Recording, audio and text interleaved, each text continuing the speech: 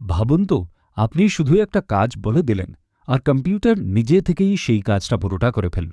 কোনো ধাপে ধাপে নির্দেশ নয়, শুধু লক্ষ্যটা বলে দিলেই হল।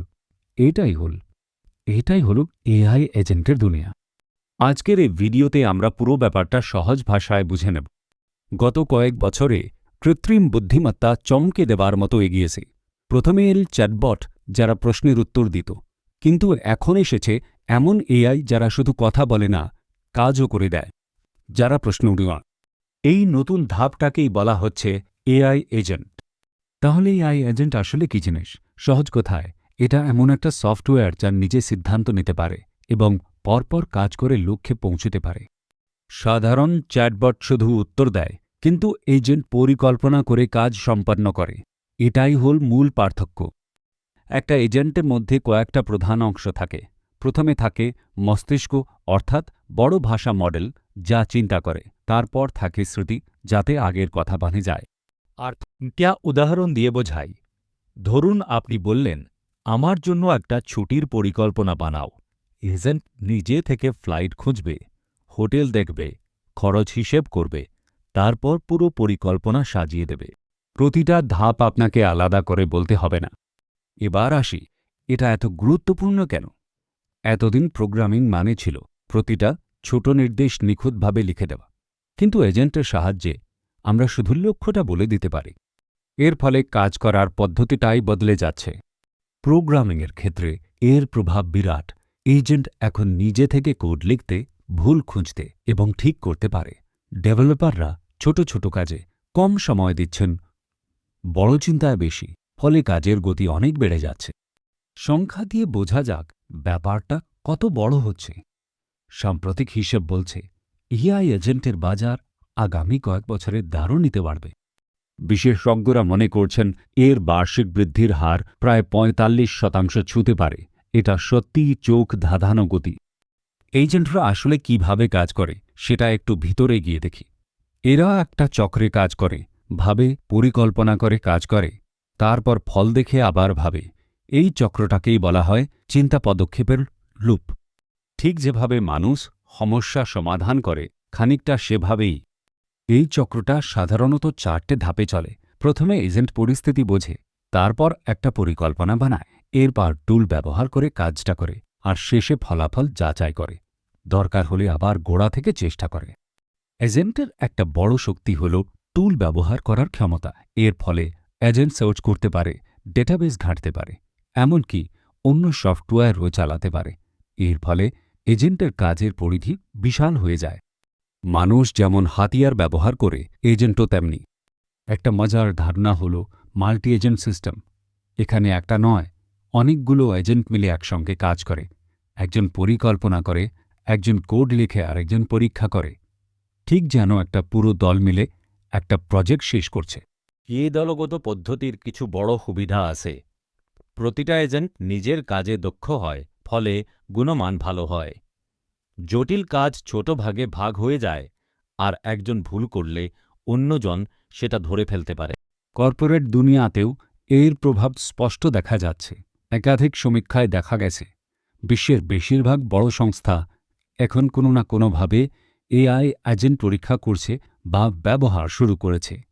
এই হার ক্রমশ বাড়ছে। অর্থাৎ এটা আর ভবিষ্যতের কথা নয়, এখনকার বাস্তবতা। এবার দেখি বাস্তবে এজেন্ট কোথায় কোথায় ব্যবহার হচ্ছে। শুধু তত্ত্ব নয়, আজ অনেক ক্ষেত্রে এজেন্ট আসল কাজ করছে।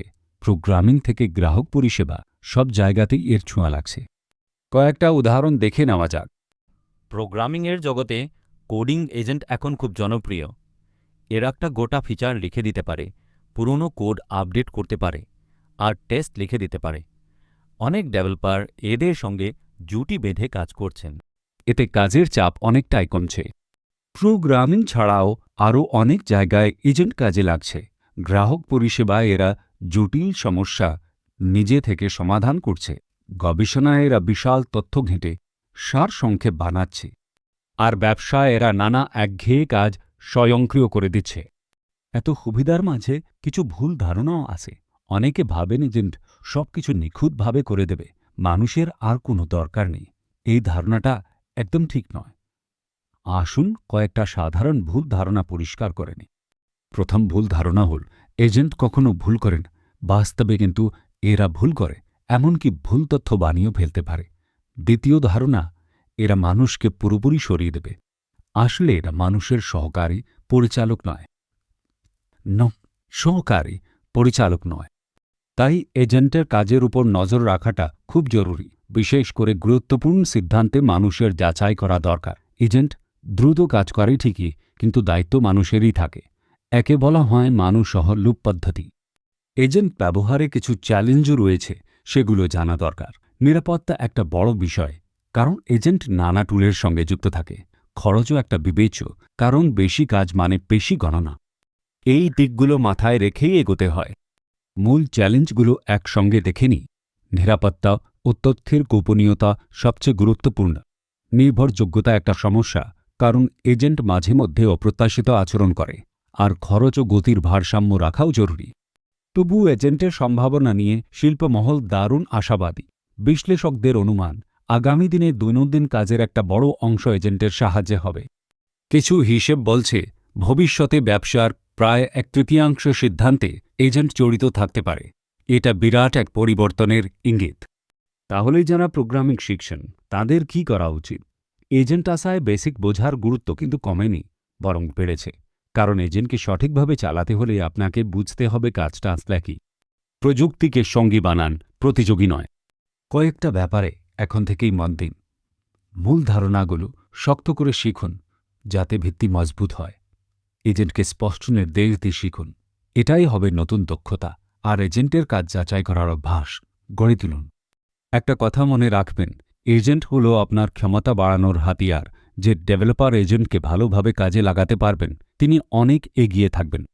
প্রযুক্তি বদলায়, কিন্তু সমস্যা সমাধানের ক্ষমতা চিরকাল মূল্যবান। তাই শেখা থামাবেন না। সব মিলিয়ে বলা যায়, এআই এজেন্ট প্রোগ্রামিংয়ের ছবিটা বদলে দিচ্ছে। এরা শুধু কথা বলে না, পরিকল্পনা করে কাজও করে দেয়। তবে মানুষের নজরদারি আর বোঝাপড়া এখনও সবচেয়ে জরুরি। ভবিষ্যৎ মানুষ আর এজেন্টের জুটিতেই গড়ে উঠবে। ভিডিওটা ভালো লাগলে অবশ্যই লাইক করুন আর চ্যানেলটা সাবস্ক্রাইব করে দিন। এমন আরও সহজ ভাষায় প্রযুক্তির ব্যাখ্যা পেতে আমাদের সঙ্গে থাকুন। নিচে কমেন্টে জানান আপনি পরের ভিডিওতে কোন বিষয়ে জানতে চান। দেখা হবে পরের ভিডিওতে। ততক্ষণ ভালো থাকুন।